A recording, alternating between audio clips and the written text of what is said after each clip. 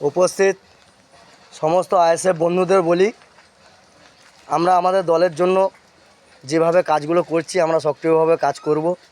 কারণ আমরা জানি বাংলার লাঞ্ছিত বঞ্চিত মানুষ তারা একটা সঠিক পথ খুঁজে পাচ্ছিল না, তাই তারা সঠিক পথ খুঁজে পাওয়ার জন্য আজকের নওশাদ সিদ্দিকীকে বেছে নিয়েছে। নওশাদ সিদ্দিকীর মনোনীত প্রার্থী, ইন্ডিয়ান সেকুলার ফ্রন্টের মনোনীত প্রার্থী অধ্যাপক অজয় কুমার দাস। সেই অজয় কুমার দাস তিনি প্রতিদ্বন্দ্বিতা করছেন মথুরাপুর লোকসভায়। সেই অজয় কুমার দাসের ব্যানারগুলো, পোস্টারগুলো আমরা আমাদের বুথে মেরেছি। 47 নম্বর বুথ, শ্রীনগর অঞ্চল, 131 নম্বর বিধানসভা। কিন্তু কিছু তৃণমূলের দুষ্কৃতী, আপনাদের একটু দেখিয়ে দিই ব্যাক ক্যামেরা ফেলে, কিছু তৃণমূলের দুষ্কৃতীরা তারা আমাদের ফ্ল্যাগ ব্যানার দেখে ভয় পেয়ে গেছে। আমি একটু ব্যাক ক্যামেরা তো করতে পারছি না, সামনের ক্যামেরা থেকে দেখাচ্ছি। এই হচ্ছে আমাদের অজয় কুমার দাসের ফ্ল্যাগ ব্যানার, পোস্টার। এই দেখুন ছিঁড়ে ফেলে দিয়েছে এইগুলো।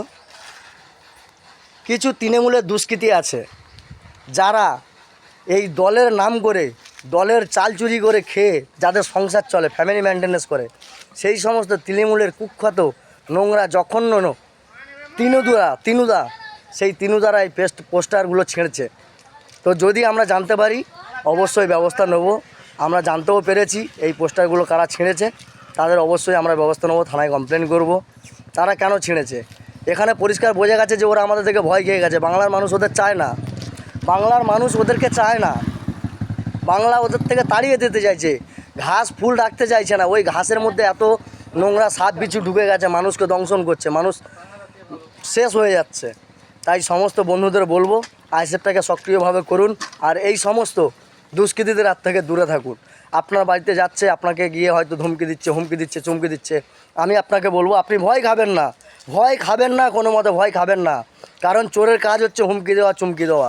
তৃণমূলরা ফ্ল্যাগ ব্যানার করে রাত্রেবেলা, আমরা আইএসএফরা রাত্রে করি না। আমরা চোর নয়, যারা চোর চুরি করে ফ্ল্যাগ ব্যানার করে রাত্রেবেলা করে, মানুষ বাঁধতে দেবে না, ফ্ল্যাগ করতে দেবে না, ব্যানার করতে দেবে না, জবরদস্তি করে। সেই সমস্ত গ্রাহকদের বা বাড়ির মালিকদের বলবো আপনারা ভয় খাবেন না। নওশাদ সিদ্দিকী আপনাদের পাশে আছে। এটা তৃণমূল নয়, এটা পার্থ নয় যে আপনার চাকরিটা চুরি করে জেল খাটবে, এটা মানিক নয় যে আপনার চাকরিটা চুরি করে জেল খাটবে। তাই বলবো নওশাদ সিদ্দিকী এমন একজন মহান মানুষ, সেই মহান মানুষের সাথে হাত রেখে লড়াই করুন। আগামী দিন আপনার লক্ষ্যস্থিরে আপনি পৌঁছে যাবেন। ভালো থাকবেন। আইএসএফ স্বাধীনতা সংগ্রামীদের কাছে আমার অভিনন্দন।